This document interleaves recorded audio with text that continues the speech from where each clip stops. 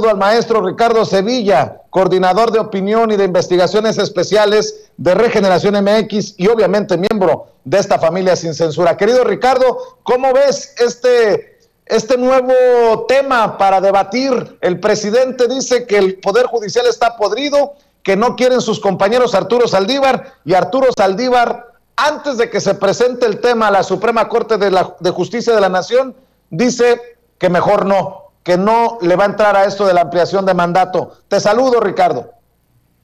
Querido público, Vicente, buen día. Sí, Arturo Saldívar se va ya el próximo año prácticamente. Este presidente de la Suprema Corte de Justicia de la Nación ya da un paso a un lado y va a permitir que otras magistradas y magistrados pues decidan quién va a suplirlo, quién va a estar al frente del tribunal. Esto se suma al otro asunto, al otro tribunal, al Tribunal Electoral del Poder Judicial de la Federación. Es un tema complicadísimo y que deja al descubierto las polémicas que hay, digamos que en los tribunales más importantes de México, porque yo sospecharía que en realidad no es que Saldívar se vaya porque sí, simple y sencillamente no hubo ahí un acuerdo entre sus compañeros,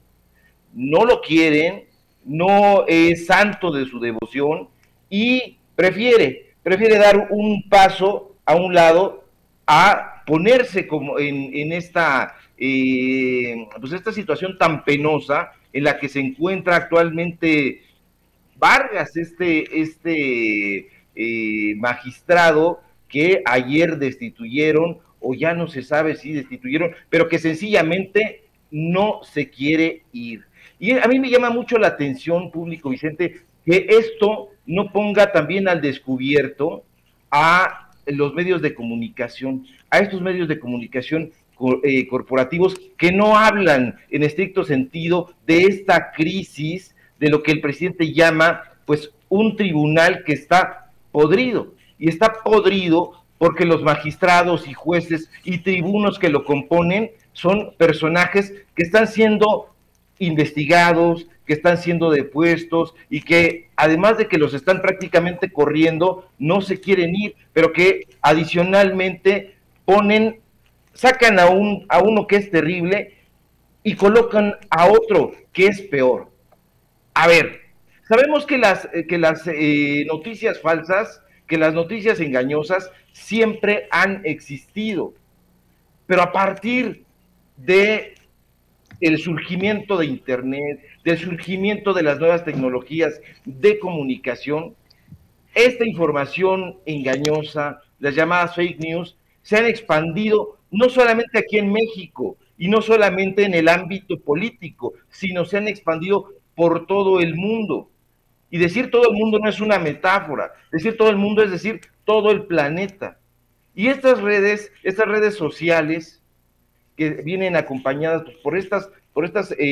plataformas de Internet, justo por ese diseño expansivo, permiten que un usuario cualquiera sea consumidor de contenidos, pero ojo, también productor de contenido.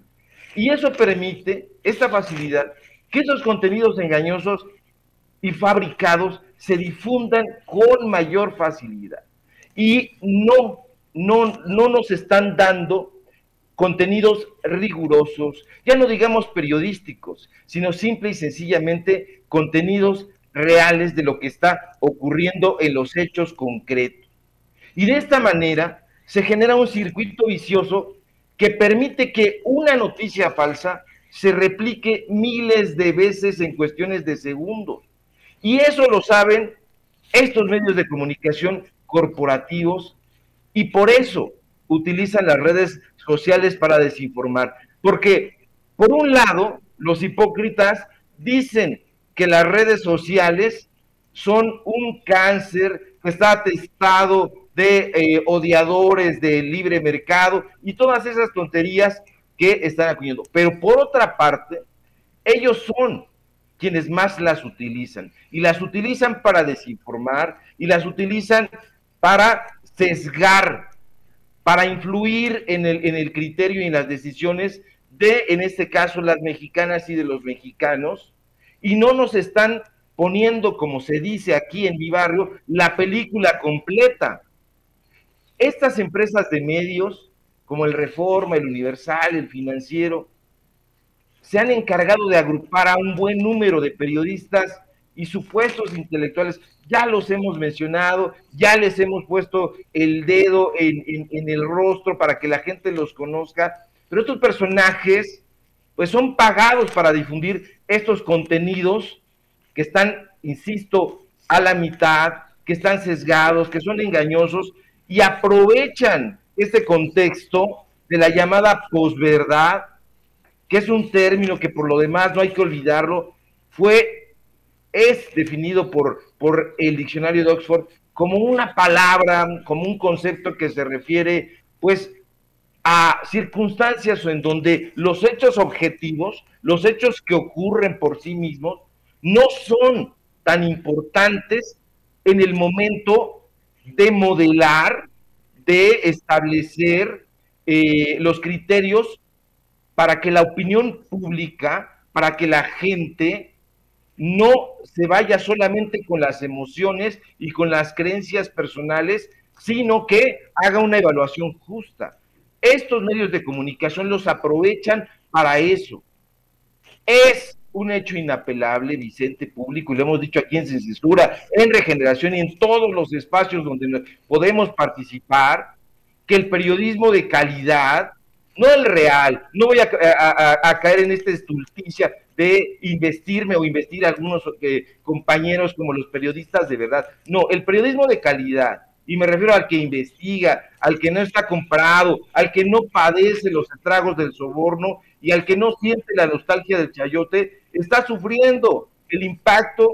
de este fenómeno que se vuelve cada vez más peligroso y que influye negativamente y de distintas maneras en las prácticas democráticas de nuestro país, en concreto en las decisiones políticas.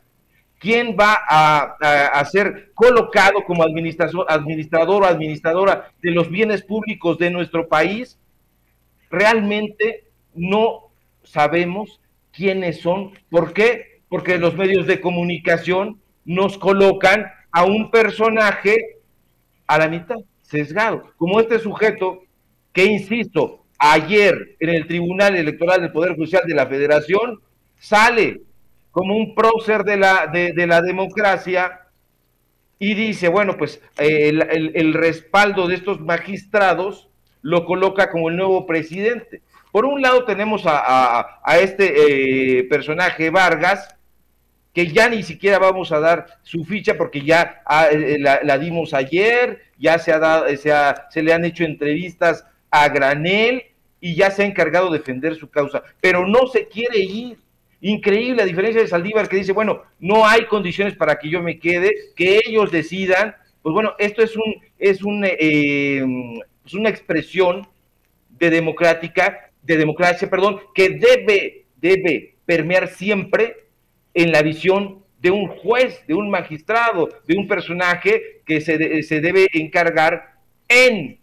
teoría de evaluar, pues bueno, las causas justas, las causas neutrales, pero no se quiere ir y ponen a otro que es visiblemente calderonista, que es visiblemente tendencioso, que se le ha probado y se le ha comprobado, ya también lo dijimos aquí. Entonces, sí hay una crisis no solamente en el Tribunal Superior de Justicia de la Nación, sino en el Tribunal Electoral, es decir, en los dos tribunales más importantes hay una crisis. Sí coincido con López Obrador, está podrido el asunto, porque imagínate nada más, o sea, a mí me parece muy preocupante que Reyes Rodríguez esté metido aquí, y me parece preocupante porque prácticamente es el presidente del tribunal y de esta sala superior, que está integrada nada más por 7 magistrados. Imagínense, público, está 7 personajes son los encargados de evaluar cuáles son y cómo se evalúan los asuntos relacionados con la democracia de este país, concretamente con las elecciones. Ellos dicen si procede una causa o si no, si es justa a su criterio o no. Entonces, es importantísimo que este tribunal sea pues revitalizado, rejuvenecido, retomado, quizá rediseñado y vuelto a poner en funciones estrictamente jurisdiccionales, que ellos sean en efecto pues personajes,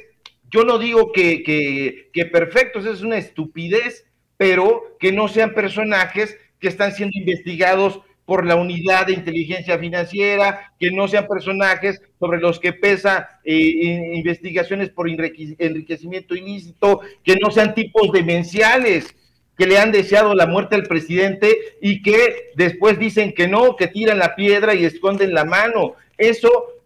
es importantísimo que la gente lo sepa, porque estos magistrados son, en teoría, los encargados o deberían encargarse de proteger los derechos político-electorales de todos los mexicanos, de todas las mexicanas, y estos jueces no se están encargando de eso, Vicente. No los estamos viendo en un pleitazo, criminal, por quedarse ahí, por tener el control de los dos tribunales. Entonces, ¿cómo vamos a confiar en este tipo de personajes que no quieren deponer su cargo para que vengan nuevas oportunidades de elegir, de sanear los tribunales? No, se quieren quedar. No son personajes que puedan garantizar ni la legalidad ni la certeza de ninguno de los comicios que se supondría que tendrían que vigilar, y no lo hacen público, ni lo han hecho, porque se han dedicado a servir a intereses de grupo, a allanarle el camino a sus jefes, que no son en absoluto, insisto, ni las mexicanas, ni los mexicanos, ni el pueblo, sino una chingada élite empresarial y una élite intelectual que funciona como vocero. Entonces, hay que tenerlo muy en cuenta, porque estos medios de comunicación corporativos no informan, desinforman y nos pasan la película a la mitad, incompleta, sesgada. Sevilla, que